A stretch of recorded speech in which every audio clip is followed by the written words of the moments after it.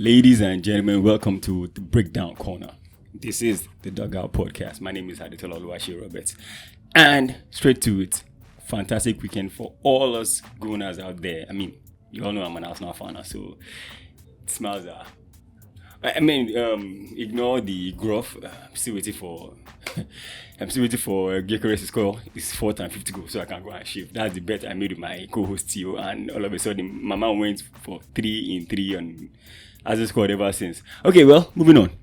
Okay, there's a lot to talk about, and if you take this, it's going to be a video about being saying that Arsenal is going to win the league or Arsenal are favorite right now. Please just remove that thought from your mind, because it's just 7 games in, and I remember 4 games ago, I think it was 4 or 5 games ago when we lost to Liverpool, and everybody were like saying, that's it, Arsenal cannot compete, we are toothless, Arteta is conservative and everything. We touched on that a little bit, but then again, you can see now, fast forward to game week 7, Arsenal are top of the league, Liverpool are second. So there's still a lot to look at in the league right now when it comes to the dynamics of the game, who's going to win the league, who's going to be relegated. I mean, for all we know, Chelsea might be on the up and up. City, you can never count City out. As bad as they were last season, they finished third behind Liverpool and Arsenal, and they weren't even that good. So it's still early days. Let's not talk too much about who's going to win the league and how the league is going to pan out. But before we move on, I need to go on some talking points right now. And the first point I want to talk about is the fact that Enzo Maresca, funny, it had to be a very, very funny thing that happened to him. He said the next player to collect a red card for, well, I need to read the quote whether he said player or he said the next person to collect a red card for Chelsea is going to get the head shaved. And if you look at the Chelsea team, a lot of them have a full head of hair. Guess who collected the red card? Maresca. And guess who doesn't have any hair on his head? Maresca. So this is why I love the English Premiership. The footballing gods just always liked to let the drama write itself. Fantastic. A week ago, he said anybody else, any player, anybody in the team getting the red card gets to shave their head. Fast forward to the game against Liverpool, he gets sent off, but he doesn't have any hair on his head to shave. But then that's just by the way. But then moving on to more important things, and that's more important things, talking about Liverpool conceding back-to-back late goals. We've always been saying that Liverpool are the team this season that they leave it late and then they win. The first game against Bournemouth, they were up by 2. Bournemouth clawed back, and then all of a sudden it was 2-2 going into the end of the game, and Liverpool then scored 2 goals to win 4-2. Next game against Newcastle United, the same thing, they were up by 2. Newcastle clawed back to 2-2, and then Liverpool scored in the 96th minute, the last kick of the game. Heartbreak for Newcastle fans, delight for Liverpool fans. Then you keep going on. Then they seem to be grinding out these games. Even in the Champions League against Atletico Madrid, they were up by 2. Then all of a sudden the game came back to 2-2, and then they scored late again to win it.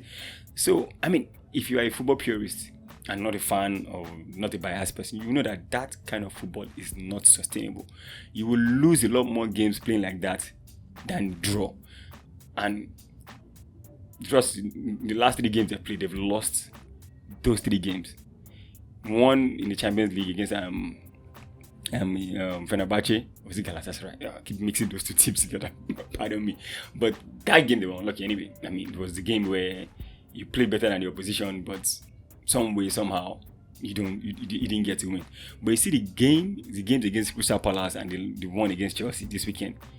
Now those games were the kind of game that you would think Liverpool want to win in injury time rather. And they lost both games in injury time, in the 96th minute against Crystal Palace and in the 95th minute against Chelsea. So the way Liverpool play is not sustainable. They need to be able to control games more than they do. If you play gung-ho, you will win a lot of games and you will lose a lot of games. You will draw maybe a handful, but you will lose a lot of games. And that's what's happening right now. They've played 7 games and they've lost 2. And the 2 they've lost is the last 2 they've played. And that brings me to Arsenal, which everybody seems to have written off after the, first of all, lost to Liverpool with a demonic midfield by Arteta, pardon my French, and then again drew against Man City in a game where everybody felt Arteta should have just gone all in, because for the first time in Pep Guardiola's career, he had to park the bus. Yes, that's what he did. He had to park the bus and play on the counter. That showed that Arteta knew that his team could not Pep knew that his team could not compete against Arteta at Arsenal. So we all all Arsenal fans and all of us felt that game was there for the taking. Arteta had the opportunity to put his foot on the neck of that City team and assert dominance, but then he didn't do it. And then again, I guess he's learned from that, because since then, like everybody I'm saying, the brakes have come off. The handbrakes have come up, because since then he's been fielding and attacking midfield in all the games that he's played. Against Newcastle, yes, we went a goal down, but the fight was there and we could see it, and in the end we got the W. Now we played the first of the triple decker debuts we were playing.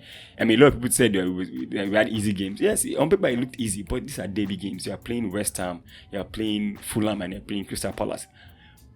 I don't care how good those teams have been playing or how bad they have been playing. It's a derby game. It's a London derby. I've told my co-hosts a lot of times that the amount of London teams in the Premiership right now are enough to have their own mini league. You have 7 London teams. That means each London team is going to play 12 derby games.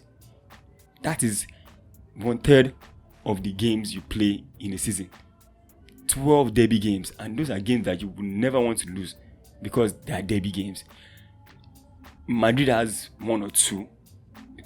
Barcelona has 1, and then 2 if you want to count the Clasico. London teams have 12. Have 6 derby teams. That's crazy.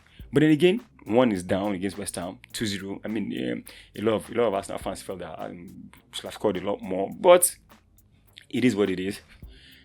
Arsenal won the game comfortably. The only time West Ham threatened was from a corner in the 88th or 87th minute. I can't really remember, and we went over the bar. But that was it. For the course of 90 minutes, Arsenal was completely coasting the game. Raya didn't have any. In fact, the only good thing Raya did in that game was keep the clean sheet for guys that are playing fantasy football, and that was it. The defense was good. Timber was fantastic. Odegaard got injured early. I mean, well, hopefully it's not a long time injury because it was a clash of bones. And Eze was fantastic on the day. Saka scored his goal in his 200th appearance. It was a fantastic day all around. I mean, a lot of Arsenal fans wanted more goals, but then again, forget XGs. XGs put us in the bottom half of the table when it comes to XG. But guess what? We have the best goal defense in the league. I'll take that than any positive XG, if you don't mind me.